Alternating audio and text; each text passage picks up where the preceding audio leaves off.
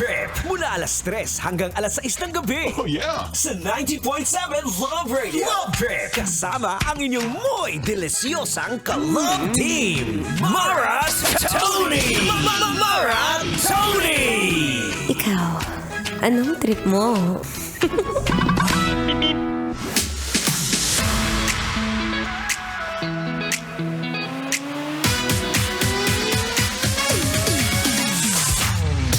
Shout out!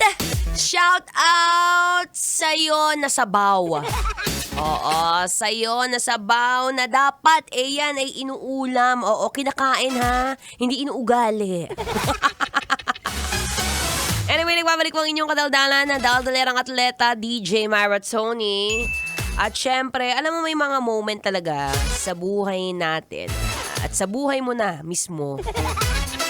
Na minsan, ang sarap-sarap sanang kumain, no? Ang sarap-sarap kumain, pero may mga moment na gusto mo rin sana mag-diet, pero feeling mo, pinaparusahan mo yung sarili mo. Tama ako o mali?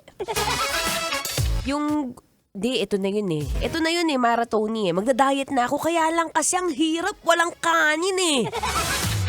Alam mo, sa common yan sa mga Pinoy na nahihirapan walang kanin intake. Kasi syempre, ano bang Pinoy-Filipino dish natin? Syempre, adobo.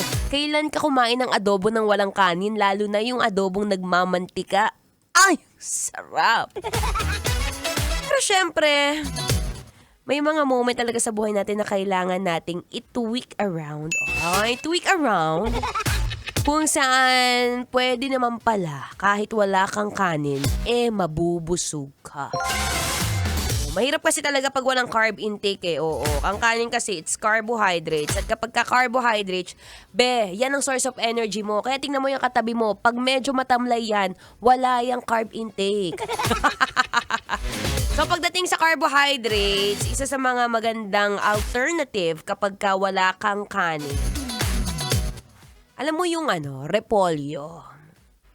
Yung repolyo na may pwede mong ibalot ang patatas doon. Repolyo at patatas, tapos lagyan mo ng karne para protein. Alam mo yung nauuso ngayon, madalas na kinakain yun sa Vietnam eh. O diba? Naging pa yung dish mo, national, culinary dish of Vietnam. Ibabalot mo siya sa isang patatas, tapos lalagyan mo ng karne. Actually, parang pwede na yun nilaga, no?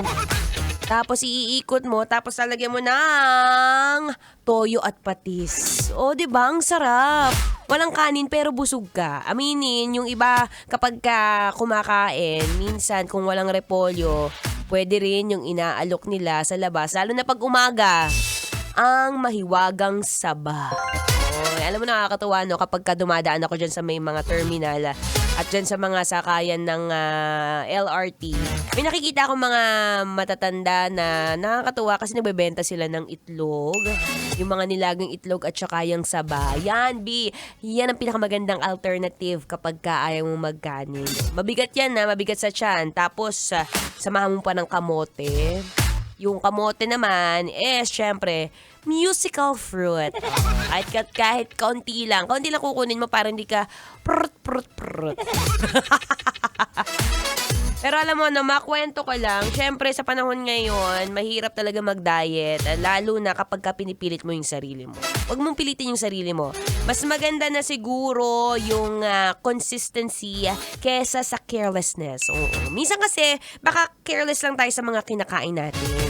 Yung gustong-gusto mo magpapayat pero na-realize mo, andyan na naman si tropa o yung kamag-anak mo mahilig mang alok pagdating sa mga birthday yan at andun ang rurupok, talagang medyo mawawalay tayo ng landasan. Actually, marami pang ways kung paano bawasan ang kanin, lalo na sa ating mga Pinoy, na isa sa mga staple food natin yan, ang rice. Bukod sa repolyo, bukod sa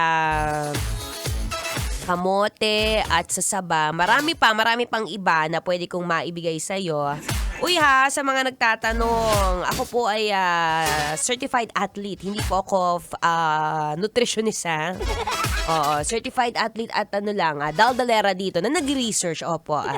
Kaya kung marami ka pang katanungan at marami pang tips na pwede maibigay, maya-maya ako'y magbabalik. But for now, makinig muna ng Feel Good Music ngayong Feel Good Wednesday. Dito pa rin sa 90.7 Love Radio. Kailangan pa bang i-memorize yan? Basic. Metro's #1